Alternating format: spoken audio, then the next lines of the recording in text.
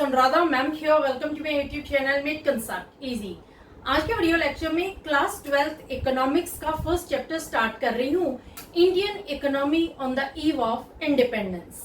देखो, ये जो चैप्टर है ये इकोनॉमिक्स के स्टूडेंट के लिए तो इम्पोर्टेंट है ही है, इसके साथ साथ जो बच्चे हिस्ट्री पढ़ रहे हैं उनके लिए भी ये चैप्टर इम्पोर्टेंट है, क्योंकि इकोनॉमिक्स का फर्स्ट चैप्टर पूरा हिस्ट्री से रिलेटेड है। तो मेरा वीडियो लेक्चर इकोनॉमिक्स के साथ साथ हिस्ट्री वाले स्टूडेंट्स के लिए भी बेनिफिशियल होगा।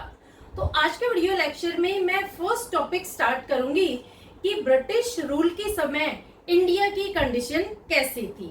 आज का टॉपिक है हमारा डिस्कशन का इंडिया ड्यूरिंग ब्रिटिश रूल। किस तरह से इंडियन को एक्सप्लॉइट कर रहे थे ब्रिटिशर्स, ये मैं आज के वीडियो लेक्चर में डिटेल में एक्सप्लेन करूंगी। देखो, प्लासी के बैटल के बाद अंग्रेजों ने इंडिया पर लगभग 200 साल राज किया है। प्लासी का बैटल कब हुआ था? प्लासी का बैटल हुआ था 1757 में और इंडिया इंडिपेंडेंट बना था 1947 में। तो पूरे 190 साल तक अंग्रेजों ने भारत पर राज किया है। इस लंबे शासन काल ने एक प्रॉस्परस, एक self sufficient, self reliant country को एक कॉलोनी में ट्रांसफॉर्म कर दिया, जो बैकवर्ड, स्टैग्नेंट, डिप्लीटेड, लोपसाइडेड और डिपेंडेंट थी।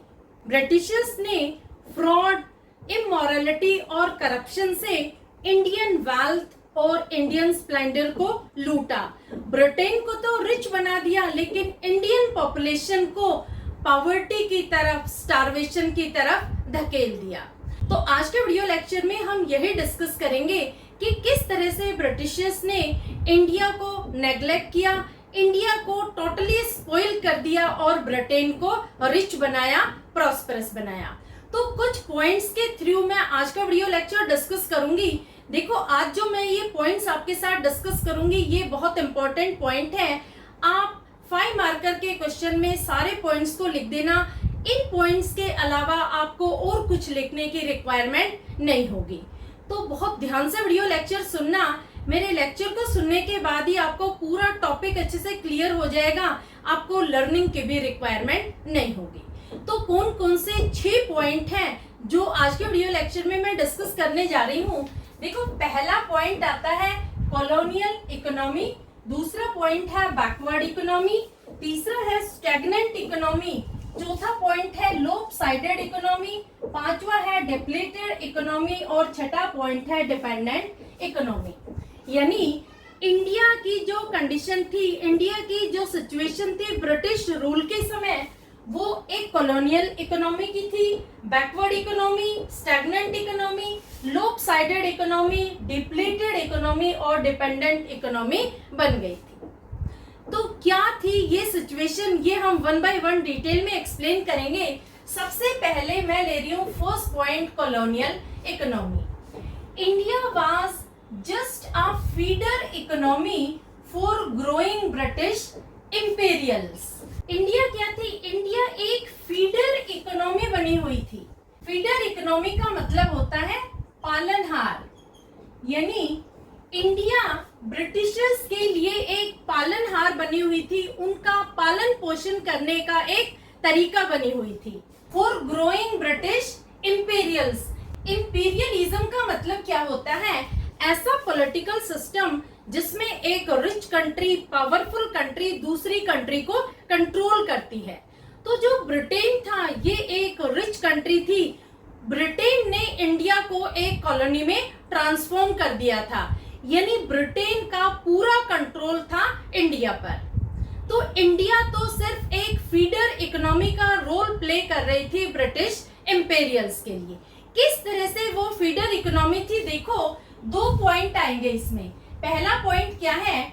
India was supplying raw material for British industries. आपको पता है इंडिया में रॉ मटेरियल अबंडेंट क्वालिटी में है। रॉ मटेरियल के लिए भंडार गृह माना जाता है इंडिया। तो ब्रिटिशर्स क्या करते थे कि ब्रिटेन में सारा रॉ मटेरियल इंडिया से एक्सपोर्ट करते थे। जो एक्सपोर्ट के टैक्सेस थे वो बहुत कम थे। तो तो फर्स्ट पॉइंट क्या आएगा कि रॉ मटेरियल इंडिया से एक्सपोर्ट किया जाता था फॉरेन कंट्रीज में। ब्रिटिशर्स रॉ मटेरियल बाहर ले जाते थे और उस रॉ मटेरियल को प्रोसेसिंग करके एक फाइनल प्रोडक्ट वहां बनाते थे, क्योंकि उनके पास एडवांस टेक्नोलॉजी थी। जब प्रोडक्ट तैयार हो जाता तो उस तैयार प्रोडक्ट को भारत में ही बेचने आते थे। तो सेकंड पॉइंट क्या होगा, India was a ready market for British goods. जो भी ब्रिटिश गुड्स, जो भी ब्रिटिश प्रोडक्ट वहां तैयार होता था, उसकी सप्लाई के लिए इंडिया को एक बाजार के रूप में यूज किया जाता था। तो यहाँ ब्रिटिशर्स को दोनों तरह से फायदा हो रहा था। जो रॉ मटेरियल परचेज कर रहे थे वो इकोनॉमिकल प्राइस पर परचेज कर रहे थे, और दूसरा जो finish product, finish goods India में बेच रहे थे वो हैवी प्राइस पर बेच रहे थे। तो इंडिया तो एक फीडर इकोनॉमी का रोल प्ले कर रही थी, क्योंकि यहाँ से रॉ मटेरियल भी जाता था और जो फिनिश प्रोडक्ट बन के आता था वो भी इंडिया में ही बिकता था। देखो, आपको पता है जो इंडियन है वो इम्पोर्टेड आइटम्स के लिए बहुत क्रेजी हैं, बाहर के गुड्स को बहुत विलिंगली परचेज करते हैं, महंगे दामों पर वो बाहर की चीजें परचेज करने के लिए तैयार हो जाते हैं। तो इससे क्या है, ब्रिटिशर्स को फायदा हो रहा था, वो प्रॉफिट गेन कर रहे थे और उनकी जो कंट्री है वो प्रॉस्परस होती जा रही थी, वो ज्यादा रिच होती जा रही थी। समझ में आया? तो फर्स्ट पॉइंट क्या था कि जो इंडियन इकोनॉमी थी वो एक कॉलोनी में ट्रांसफॉर्म कर दी गई थी। जो एक प्रॉस्परस नेशन था उसको कॉलोनी में ट्रांसफॉर्म करके ब्रिटेन उस पर रूल कर रहा था, क्योंकि वो कॉलोनी ब्रिटेन के लिए एक फीडर इकोनॉमी का रोल प्ले कर रही थी। समझ में आया? नेक्स्ट पॉइंट आता है backward economy. India had few industries set up in the late 19th century. Agriculture relied on primitive and traditional methods of farming, lack of seeds, fertilizers, irrigation machine and tools. देखो, Indian economy totally backward थी, किसी तरह का यहाँ पर कोई development नहीं था, क्योंकि 19th सेंचुरी के एंड तक यहाँ पर जो इंडस्ट्री सेटअप की गई थी वो ना के बराबर थी। बहुत कम इंडस्ट्रीज यहाँ 19th सेंचुरी के एंड तक सेटअप की गई थी। दूसरा, यहाँ जो एग्रीकल्चर सिस्टम था वो भी ब्रिटिशर्स ने टोटली नेग्लेक्ट किया था। तो यहाँ जो एग्रीकल्चर था वो रिलाई करता था प्रिमिटिव और ट्रेडिशनल मेथड्स पर। जो भी फार्मिंग होती थी, यहाँ जो भी कल्टीवेशन होता था वो प्रिमिटिव मेथड्स यूज करके होता था। यहाँ पर लैक ऑफ सीड थी, lack of fertilisers, irrigation facilities, जो भी फार्मिंग के लिए टूल्स की रिक्वायरमेंट होती थी, इक्विपमेंट्स की रिक्वायरमेंट होती थी, वो भी प्रॉपरली अवेलेबल नहीं थे। ना ही अच्छी क्वालिटी के इनके पास बीज थे, ना ही फर्टिलाइजर्स था, जैसे इंसेक्टिसाइड, पेस्टिसाइड, किसी तरह की इनके पास कोई फैसिलिटी नहीं थी। तो जो एग्रीकल्चर सिस्टम था इंडिया का, ये भी टोटली डैमेज हो गया था ड्यूरिंग ब्रिटिश रूल। क्लियर? तो दो पॉइंट आपको समझ में हो गए। पहला क्या था, कॉलोनियल इकोनॉमी, और दूसरा था बैकवर्ड इकोनॉमी। तीसरा पॉइंट आता है stagnant economy. Economy was growing at a zero rate as there was no increase in per capita income. Britishers had no interest in development of economy or whatever development was made which could serve them best. देखो, stagnant economy का मतलब क्या हुआ कि Indian economy में एक ठहराव आ गया था, किसी तरह का कोई भी डेवलपमेंट नहीं था. There was no increase in per capita income. ये सबसे बड़ा इंडिकेटर है कि इंडियन इकोनॉमी स्टैग्नेंट क्यों थी, क्योंकि पर कैपिटा इनकम में कोई भी इंक्रीज नहीं था. जो ब्रिटिशर्स थे, they had no interest in development of economy. देखो, जो अंग्रेज थे उनका कोई भी इंटरेस्ट नहीं था कि इंडियन इकोनॉमी को डेवलप किया जाए. वो सिर्फ उसी चीज को डेवलप कर रहे थे जिसमें उनका खुद का बेनिफिट था. They developed only those thing which could serve them best. तो इंडियन इकोनॉमी के उसी पार्ट को वो डेवलप कर रहे थे जिससे उनको फायदा हो सकता था। जैसे वो रेलवे में डेवलपमेंट कर रहे थे, water transport, ports, post and telegraph.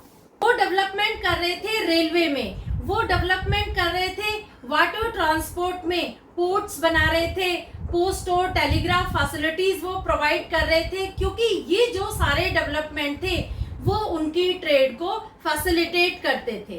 तो जिस चीज से अंग्रेजों को फायदा होना था वो सिर्फ उसी चीज को डेवलप कर रहे थे। इस वजह से Indian economy totally stagnant economy बन गई थी, उसमें एक ठहराव आ गया था, किसी तरह का कोई डेवलपमेंट नहीं हो रहा था। यहाँ के लोग भूख और गरीबी की तरफ बढ़ रहे थे, जबकि जो ब्रिटेन कंट्री थी वो रिच और प्रॉस्परस होती जा रही थी।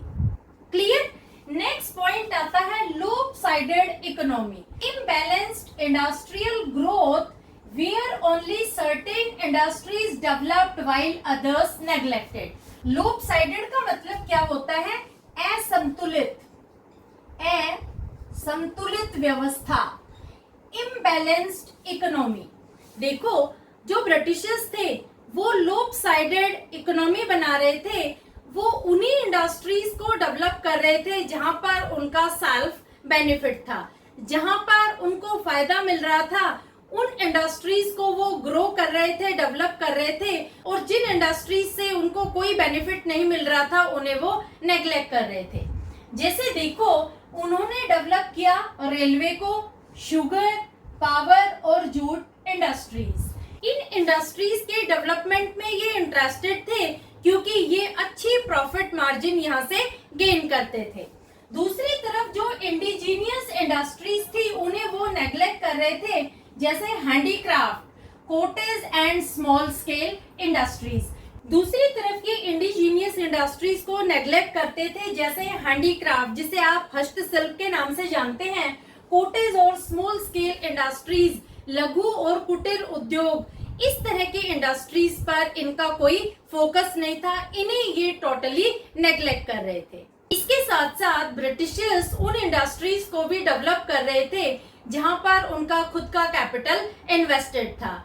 तो जो ब्रिटेन के एंटरप्रेन्योर थे वो रिच होते जा रहे थे, वो अच्छी प्रॉफिट मार्जिन कमा रहे थे, वो तो प्रॉस्परस हो रहे थे, और इंडियन इंडस्ट्रीज डिक्लाइन हो रही थी, इंडियन एंटरप्रेन्योर नेग्लेक्ट किए जा रहे थे। दूसरा जो एग्रीकल्चर सेक्टर था वो भी टोटली नेग्लेक्टेड था, क्योंकि इंडिया में ना ही अच्छे सीड्स की फैसिलिटी थी, ना ही फर्टिलाइजर, इरिगेशन, उनके पास किसी तरह की कोई एडवांस टेक्नोलॉजी नहीं थी कल्टीवेशन के लिए। दूसरा, जो ब्रिटिशर्स थे ये इंडियन फार्मर्स को फोर्स कर रहे थे इंडिगो कल्टीवेशन के लिए, तो यहाँ अकाल पड़ गया, लोग भूख के मारे मर रहे थे क्योंकि यहाँ जो फार्मर्स थे वो इंडिगो कल्टीवेट कर रहे थे।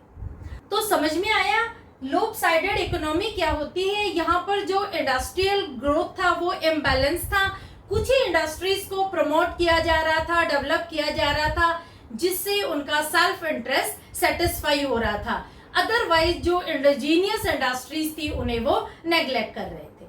क्लियर? नेक्स्ट पॉइंट आता है डिप्लेटेड इकोनॉमी।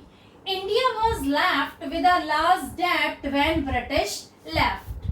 देखो, जब अंग्रेज यहाँ से गए तो इंडिया पर बहुत भारी कर्जा था, इंडिया कर्जे के नीचे दबा हुआ था। कर्जा क्यों हुआ था? Large expenditure incurred in maintaining army and administrative staff of British. दूसरा पॉइंट है India paid heavy taxes on import of raw material needed for construction of road, railway, coaches to serve British interest. देखो, जब Britishers ने India छोड़ा तो भारत पर भारी कर्ज था, ये कर्ज जमा होता ही गया क्योंकि large expenditure incurred in maintaining army, जो आर्मी एस्टेब्लिश की गई थी ब्रिटिशर्स के लिए, उसे मेंटेन करने के लिए लार्ज एक्सपेंडिचर यूज किया गया। इसके साथ साथ जो एडमिनिस्ट्रेटिव स्टाफ था ब्रिटिशर्स का, उस पर भी लार्ज एक्सपेंडिचर इनकर हुआ था।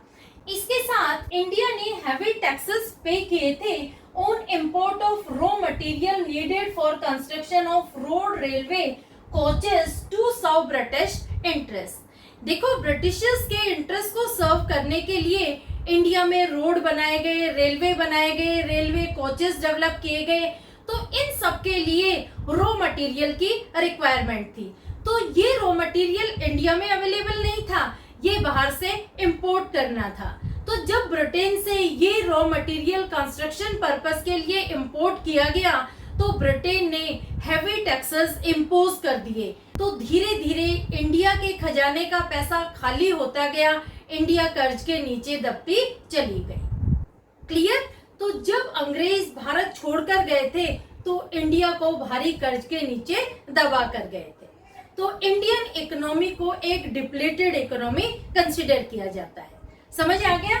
और लास्ट पॉइंट आता है डिपेंडेंट इकोनॉमी।